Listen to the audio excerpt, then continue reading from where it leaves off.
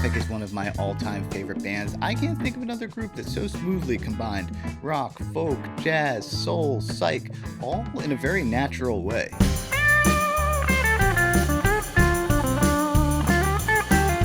Now, everybody in that band was absolutely a heavy hitter, but today I want to shine a light on maybe something that was overlooked, and that is Steve Winwood's sick guitar riffs. This video is sponsored by TrueFire.com, the largest online library of interactive music lessons with over 87,000 lessons taught by legendary players. And folks like me, TrueFire is where I put all my explorations of the cage thing, double stops, fingerstyle, and more. I make several courses a year. But here's the thing that's really cool about TrueFire. If you can't decide on what course you might want to download, you can sign up for a 1-year all-access pass. That lets you stream any of their 1,500 courses, and you still get access to features like on-screen tabs and backing tracks to practice along with, plus an extra 25% off downloads if you decide to download a course. Personally, I like to use it as like an interview library because they have so many legends on there. Want to spend an afternoon with G.E. Smith, Jimmy Vivino, Jim Campolongo? They're all there. You can check the description box below for the link to get 1 year of all access. I'll see you there. By the way, tabs and backing tracks are available a la carte on my website or through Patreon membership. And the guitar lesson for all the licks I played today, well, that's going to be the second half of the video. Steve got his start in the mid-60s in Birmingham, England with his older brother Muff in the Spencer Davis group. Dude was only like 16 when they had their first hit with Gimme Some Lovin', followed up by I'm a Man, co-written by Jimmy Miller. I mention Jimmy Miller because he's an important character and classic rock legend. A great drummer, singer, and most importantly, groove-oriented producer behind Traffic's first records, Blind Faith, and the Rolling Stones' absolutely deadly run of records from the late 60s and early 70s.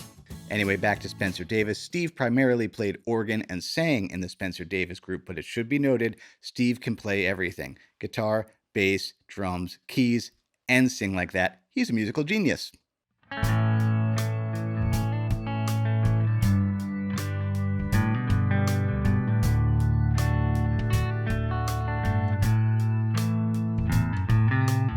Jim Capaldi, drums, and Chris Wood, saxophone, frequently jammed at a Birmingham club called the Elbow Room. Now, Steve was in the area too, and he would often sit in on those jams.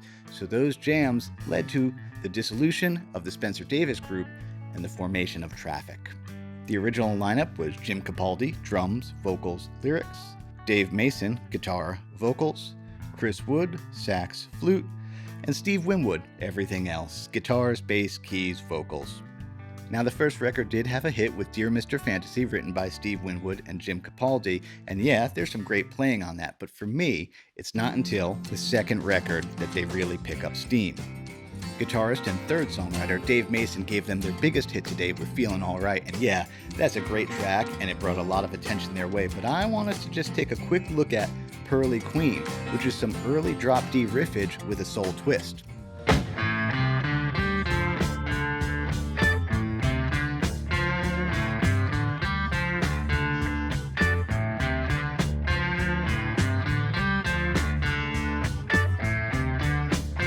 After those first two records with some hits, the band fell apart. Steve went to work on the Blind Faith supergroup project, again with Jimmy Miller.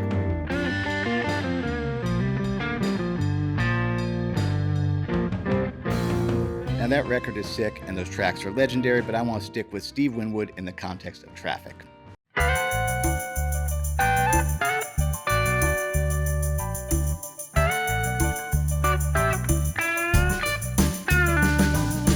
Medicated Goo, co-written by Jimmy Miller, appears on Last Exit. Technically it's the third Traffic album, but it's really just singles, B-sides, and live performances put together after the band dissolved because of Blind Faith.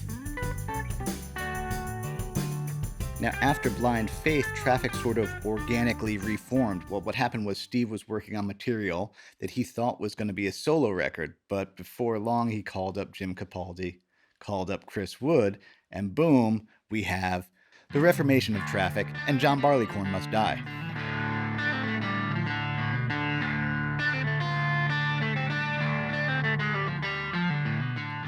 Now on the record, Stranger to Himself is an acoustic track, and that's a great version, but check out this live version with Steve on his really cool Firebird. Again, he's more of a riffer than maybe we give him credit for.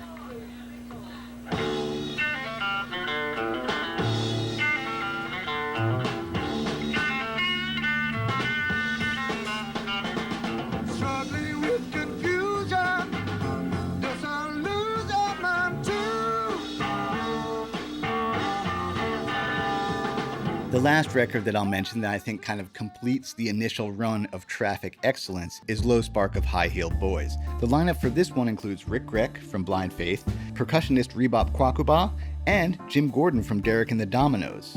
Now yes, the title track for that one is an absolute classic, great track, but let's just take a look at Jim Capaldi's Rock and Roll Stew. Again, cool riffin'.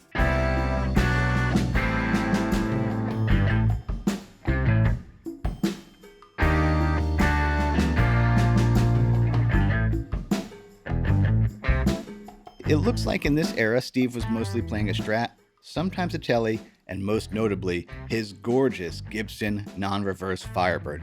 I was pretty close to buying one just to make this vid. I was poking around on Reverb.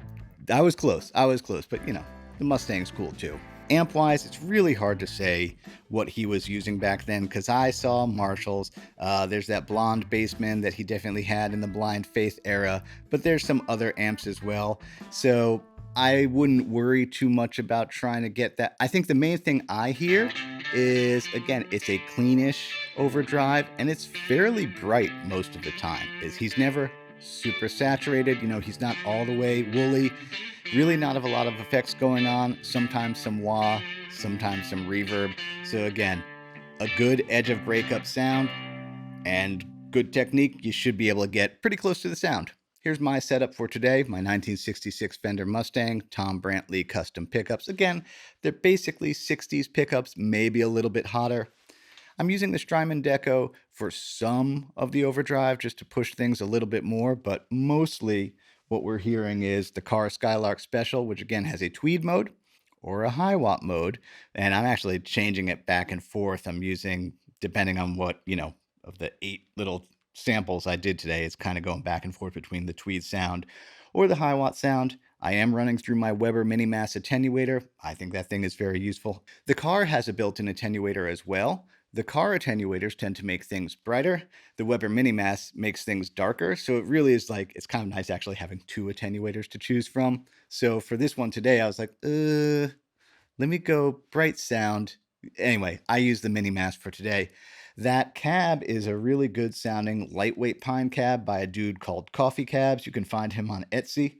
And I loaded that up with a Mojotone Anthem 10 Alnico driver. All right, now let's learn some riffs. Mr. Fantasy is a real simple one. It's just A, G, D, A for most of it. And, you know, we'll just arpeggiate it a little bit. Sure, G. Maybe a little D.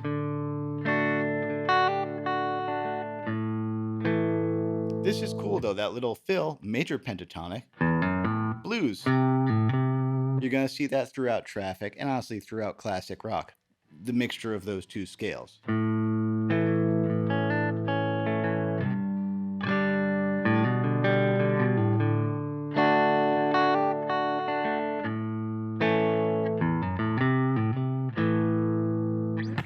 All right, let's look at Medicated Goo. All right, we're going to come in there with this little D7 slide. And then some Memphis notes, some sixths. And you do hybrid pick that. Let's look at that. That is actually one of the trickier things for today, this little lick.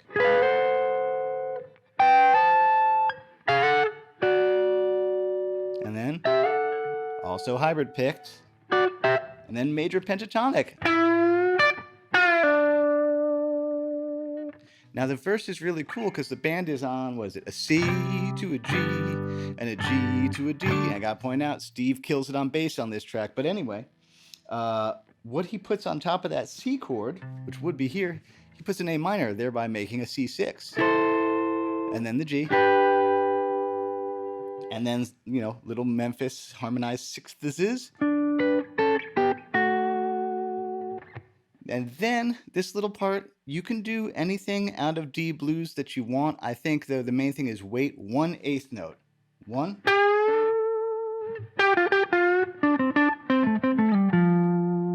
That's what he does there. Let me play that slowly. 1.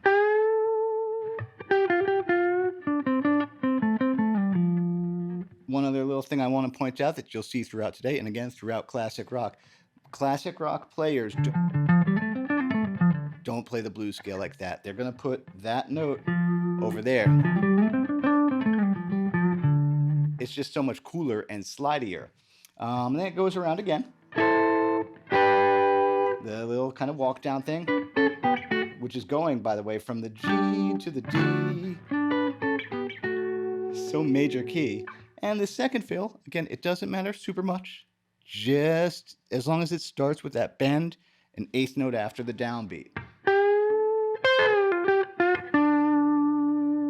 That's what he did there. One more time, that lick. And then. Now the chorus is really cool because the band stays on the. They call that pedal point, where the bass kind of stays the same and stuff happens on top of it. And Steve is doing this thing again, the same kind of, yeah, very, I mean, that is very, yeah, soul guitar type of thing.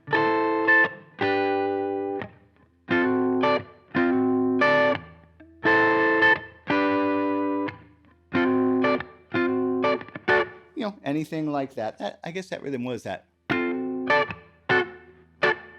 It's kind of Bo Diddley, but it's very muty the way he does it. So for the solo, you could hear that pickup selector click, and actually it feels like they also put on some extra reverb for that solo. And yeah, it's out of D blues with a little bit of Dorian in there. Let's look at that first lick one more time slower. And then.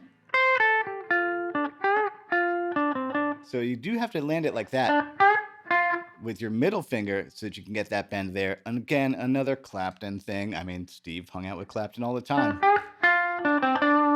And then we have some triplets. That's cool. I love that. And then here comes some Dorian stuff.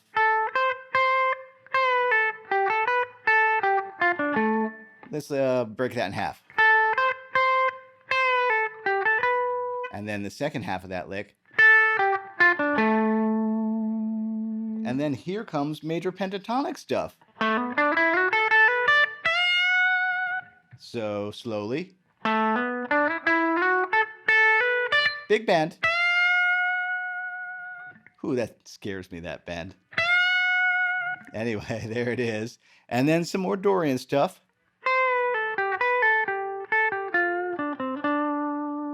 You know, that lick, I don't love that lick so much. You can kind of do whatever you want there. But here it is again. And then same thing, the last 2 bars of the solo, you can do whatever you want. Here's what I did.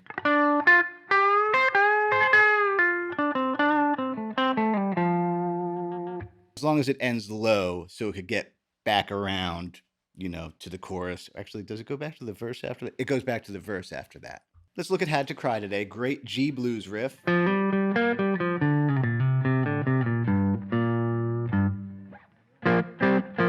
That's all it is. I love that though.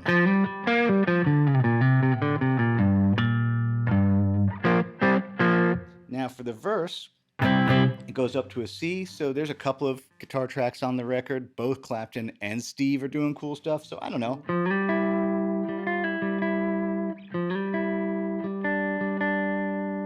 Sounds kind of cool. When it comes back around, there is a guitar harmony.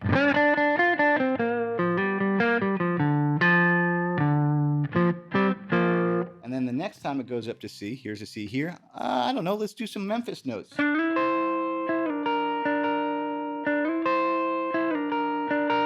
then that guitar harmony again. Now, if we were going to the chorus, kind of implying a B chord, because then it's going to go, I don't remember exactly, this isn't a lesson for the whole song, E7, and I think it's like a walk down, and then a C sharp minor, and then a C, A. We'll stop there with that one. Rock and Roll Stew is neat because it's got like jazz chords in it. C major 7, B minor 7, A minor 7, you could do like that. You could have done an open. I don't know why I like being able to go. Yeah, so that's the first thing.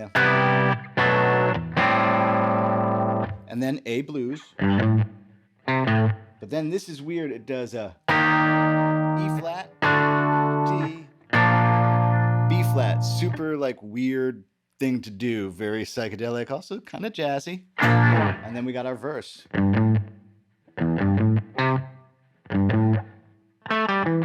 Does it again. And here come the jazz chords. Jazz chords again. And then this is weird. As it gets to like the refrain, the riff changes. And then wait 1/8 note.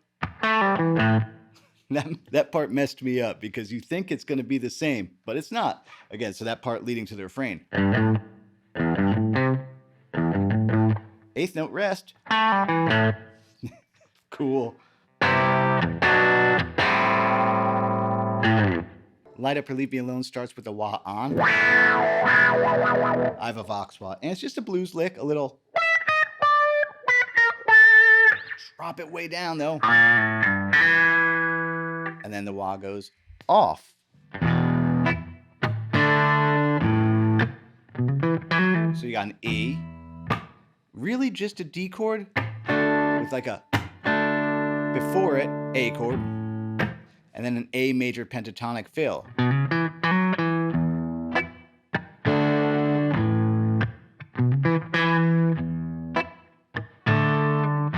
Here comes a C, and then D.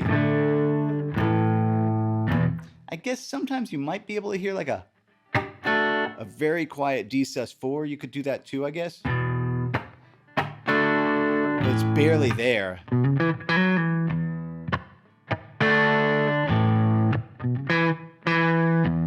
It's fun.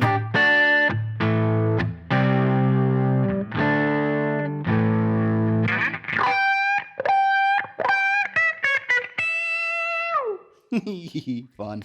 Pearly Queen. What a cool riff. That little, yeah, upper D chord there. And yeah, this drop D. So, yeah. Notice this hammer on, though.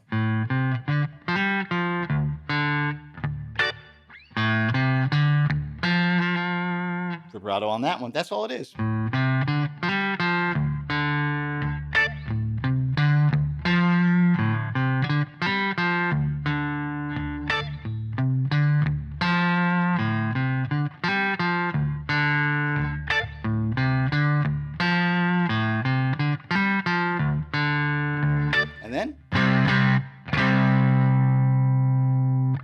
Now let's look at that live version of Stranger to Himself. That's so cool because it's blues, but then, again, major pentatonic hiding in there. I think, yeah, that's definitely a Steve Winwoodism, but I mean, that's also classic rock-ism. Second time, a little different. Third time, a little different still. Fourth time, the trickiest time. That's a great run. That's kind of a bluegrass run, really. And then we get to the chonky part.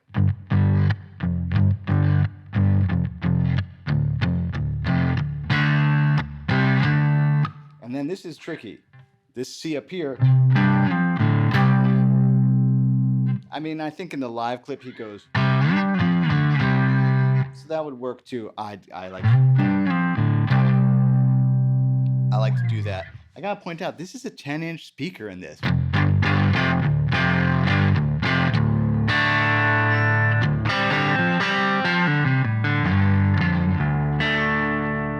Sure seems to be plenty of bass for me. Hey, if you enjoyed this video, please like, subscribe, and share. That costs you nothing, and it helps me out a lot when people do that. How my business works. Patreon is where there's live Q&A seminars, charts, and more, backing tracks. I update that every week, or I also make comprehensive deep dive courses, which, I mentioned earlier in the vid with the folks at TrueFire.com. As Bill and Ted would say, be excellent to each other. That includes yourself. See you next week.